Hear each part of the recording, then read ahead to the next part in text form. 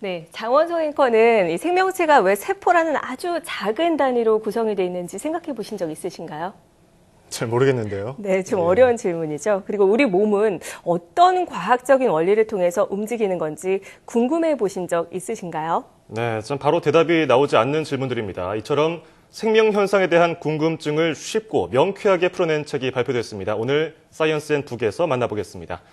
생물학 산책의 저자 이일하 교수 자리에 나오셨습니다. 안녕하세요. 네, 안녕하세요.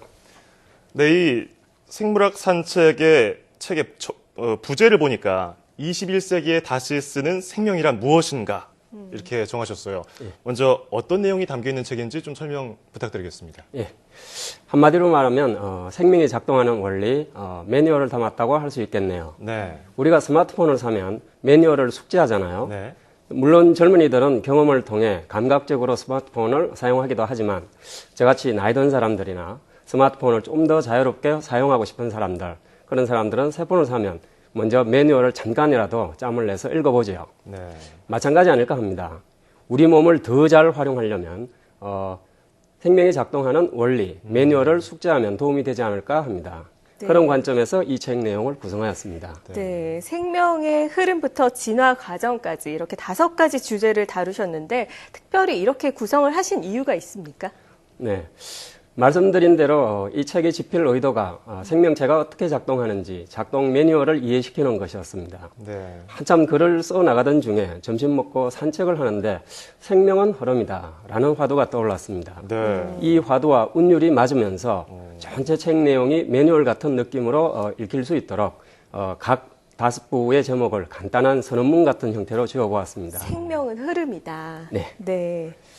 그래서 그날 집에 돌아가서 아들 녀석에게 어떠냐 하고 의견을 물어봤더니 반응이 아주 좋았습니다. 해서 우선 책 내용의 개요에 따라 제목을 먼저 정하고 그 다음에 내용을 채워나가는 식으로 책을 쭉 썼습니다. 많은 분들이 이 소제목에 대해 인상적이었다고 평해줘서 한편 뿌듯했습니다. 네네. 생명의 5가지 특성, 물질 대사나 환경에 대한 반응, 유전, 정보, 진화 이 5가지를 한눈에 파악할 수 있게 적절하게 구성되었다는 평가였습니다. 네. 역시 과학계에 계신 분들은 다 공통점이 있는 것 같은 게 우연한 기회에 이런 발상이 떠오른단 말이죠. 산책을 하시다가 생명은 흐름이다 이렇게 떠오르셨군요. 그렇다면 이 책에서 가장 좀 중점적으로 신경 쓰셨던 주제와 내용은 어떤 부분인가요? 5가지 주제 모두 중요했기 때문에 특별히 뭐 더 신경을 기울인 주제는 딱히 없습니다. 네. 다만 생물학 관련 일반 교양 서적에서 많이 다루어졌던 내용이면서도 제대로 전달되지 못했다고 생각하는 주제가 생명은 정보다라는 주제의 4부인데요. 네. 최근 게놈이라는 용어가 뭐 일상 대화 속에서도 대화의 소재가 될 정도로 많이 접하게 되지만 정작 게놈이 무엇인지 잘 모르고 있는 것 같습니다. 네네. 이를 전문가들이 이해를 돕기 위해 편의상 생명의 설계도다라고 설명을 하고 있는데 사실 게놈 정보는 건축을 지을 때의 청사진 혹은 설계도 정보를 담고 있는 것이 아니라 종이접기를 할 때의 순서에 대한 정보입니다. 예. 네. 아이들에게 종이학을 만드는 방법을 가르칠 때 설계도 정보를 가르치는 것이 아니고 종이접기의 순서를 가르치는 게 아이들이 쉽게 종이접을 접는 방법을 배우는 거죠. 네. 네네. 이렇게 아이에게 설계도로 종이학을 만드는 방법을 설명을 하려고 시도를 하면 낭패가 될 것 같습니다. 뭐 이런 내용을 담아서 생명은 정보다라는 4부를 구성했습니다. 네. 게놈 속에 들어있는 정보가 무엇인지, 정보를 어떻게 저장하는지 비교적 소상하게 설명을 했고, 더 나아가서 이 정보를 활용해서 어떻게 생명체가 발생하는지 그 개념을 이해시키고자 노력했습니다. 네. 일반적인 교양 생물학 책에서는 잘 소개되지 않는 내용이기 때문에 제 책이 가지고 있는 강점 중 하나가 아닐까 자부합니다. 네. 그리고 생명은 흐름이다. 생명은 정보다. 이 부제들이 눈에 확확 들어오는데요. 네. 사실 지난해 수능 문제 중에서 생명과학 문제가 출제오류 논란을 빚었었잖아요. 여기에 관련해서도 좀 쉽게 다루셨던데 쉽게 설명을 좀 해주실 수 있을까요? 네. 이 책이 나오기 직전에 수능 생물 문제 이제 출제 오류가 발생한 걸 보고 참 재미있었습니다. 이 책에 이 문제와 직접 관련이 있는 저땅 오페론에 대한 설명이 있는데요. 네. 어쩌면 이 책을 읽으면서 독자들은 나름 그 문항에 어떤 문제점이 있는지 파악하게 될 것 같습니다. 결국 전문가들이 모여 논의한 결과 중복 답안을 채택하게 되었는데 그 이유가 이 책에서는 사실 깊이 다루지 못했던 유전자라는 용어의 엄밀한 정의 때문인 것 같습니다. 이 책에서는 유전자를 단지 단백질 생산을 하는 명령어이다라고 정의를 하고 있는데 네네. 그러면 이 명령어의 유전자 스위치에 해당하는 프로모터 부위가 유전자에 포함이 되느냐 아니냐 하는 건 전문가에 따라서 의견이 다를 수밖에 없는 것 같습니다. 네. 저는 프로모터 부위가 당연히 유전자에 포함되어야 한다고 믿고 있고요. 실제로 문제가 출제된 생물 문항에는 프로모터 부위가 포함될 수밖에 없게 출제되어 있습니다.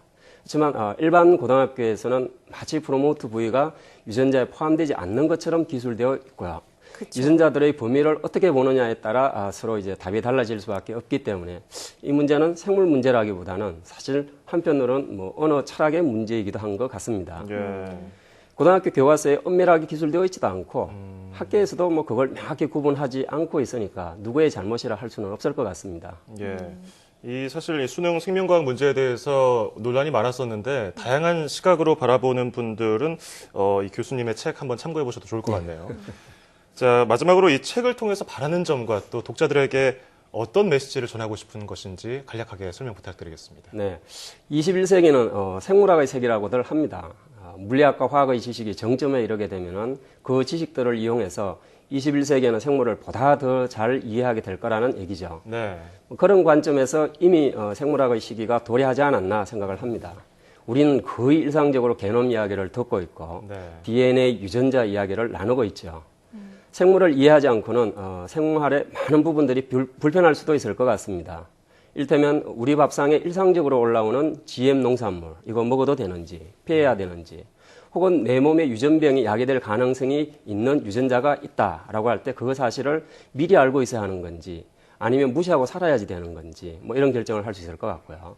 또 행정을 담당하시는 분들의 경우엔 어떤 법률적 판단을 할 때 생물학적 지식이 점점 더 필요해진 것 같습니다. 예. 이를테면 줄기세포 치료를 시행하는 업체가 나타났을 때 이를 제재해야 하는지 제재한다면 어떤 법률적 근거를 마련해야 하는지 등등 많은 법률적, 제도적, 행정적 판단이 생물학적 지식을 필요로 할 것입니다. 네네. 때문에 저는 21세기를 살아가는 교양인이라면 반드시 생물을 이해해야 된다는 생각을 가지고 있습니다. 생물을 네. 이해하라는 말이 마치 자기 자신을 잘 이해하고 있어야 된다 이런 얘기일 것 같기도 하네요. 그렇죠. 이렇게 생명을 잘 알기 위해서는 생명체가 작동하는 원리를 먼저 이해해야 한다는 말씀이 와닿았는데요. 이 생명과학을 어떻게 가르치고 배워야 하는지 고민하는 분들에게 이 책이 많은 도움을 줬으면 좋겠습니다. 자, 지금까지 생물학 산책의 저자 이일하 교수와 함께했습니다. 고맙습니다. 감사합니다.